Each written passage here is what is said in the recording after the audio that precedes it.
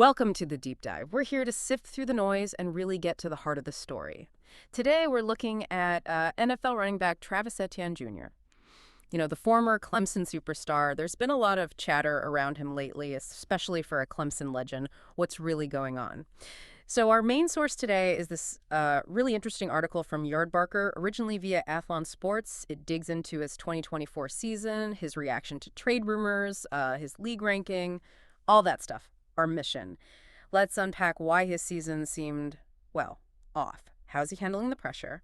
And what's next with this new coach? We'll look at the stats, the expert takes, and importantly, what Etienne himself is saying. Yeah, and it's crucial to remember, the NFL context. Careers, especially for high-profile guys like Etienne, are constantly under the microscope. Every stat, every rumor, it gets amplified. So understanding the whole picture, the stuff around the player, not just the individual stats, is key to really getting it. Otherwise, you're just catching snippets. That's a great point, because looking at just the raw stats from 2024, the article calls it a sharp dip. And this is coming off back-to-back 1,000-yard seasons, right? So what does sharp actually mean here, according to the article? Well, the numbers, they definitely tell a story. His yards per carry, the YPC, it dropped to 3.7. That's a career low for him, which is, pretty significant for a back of his caliber. Wow, 3.7. Okay. Yeah. And get this, he didn't even hit 600 yards rushing, first time as a pro, ended with just 558. 558 yards Uh-huh. after two 1,000-yard seasons. Exactly. And only scored 2 touchdowns, even though he started 15 games. So yeah, those numbers definitely make you pause. They really do. That paints a tough picture for him individually. But the article doesn't just throw those numbers out there, does it? It talks about the why. Right. It gets into the context, and this is where it gets interesting. It says the entire Jaguars run game basically unraveled. So a team issue, not just an Etienne issue. Precisely. The article calls their offensive line one of the league's worst. I mean, that's brutal for any running back. Yeah, you can't run if there are no holes. Exactly. Plus, it mentions the backfield got more crowded later in the season, so maybe fewer touches too. And the team, overall, ranked way down at 26 in rushing. It just shows how tied together everything is, Yeah. O-line, the scheme, the back stats. It's a system thing. Even a great player can struggle if the system's broken. Totally. It really highlights that interdependence. His numbers reflect the team's struggles as much as anything else. Okay, so with that kind of dip, what happened to his standing, like league-wide? The article mentions the ESPN top 10 list. Yeah. That was a noticeable consequence. He completely fell off ESPN's top 10 running backs list. And he was on it before, wasn't he? He was. Ranked number 10 in the 2024 preseason. So going from top 10 to off the list entirely in 1 year, that definitely turns heads. And how is that list even put together? It's not just random opinions, right? No, not at all.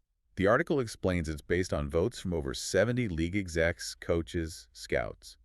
A real inside perspective. They look at top 10 votes, averages, film, insider input. It's pretty comprehensive. So falling off that list, it reflects the stats dip and the team struggles, as seen by people in the league. Exactly. It's a snapshot reflecting both things. Yeah. It shows how his 2024 was perceived by the folks who really watch this stuff closely. It's not just about the numbers, but the whole context. Right. And, tough seasons, team struggles, that often leads to speculation, doesn't it? Trade talk. Almost inevitably.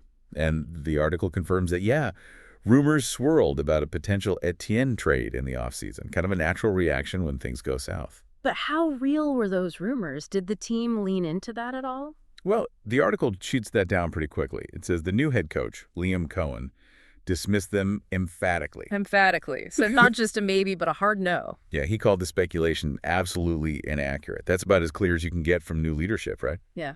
Must have been good for Etienne to hear that publicly. Definitely reassuring. So, okay, you've got the performance dip, the ranking drop, the trade buzz. That's a lot of noise.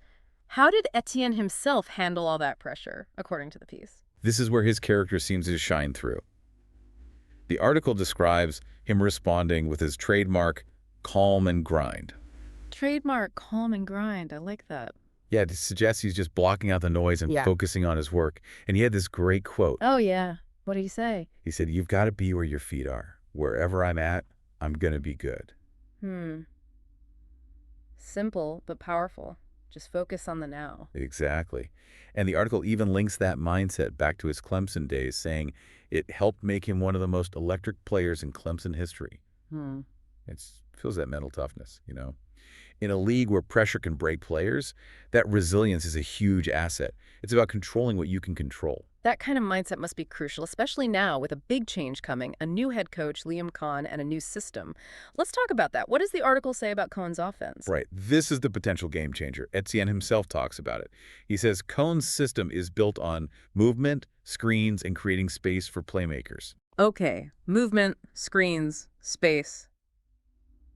That sounds pretty good for a guy like Etienne, doesn't it? It really does. And Etienne sounds positive about Cohn. He's quoted saying, "He's been getting me in a lot of space. He has a great feel for the game." And then he adds this kicker. It's more about players than plays with Liam. Oh, interesting. Players than plays. What do you think that signals? To me, it suggests Cohen is adapting the scheme to fit the talent, not the other way around.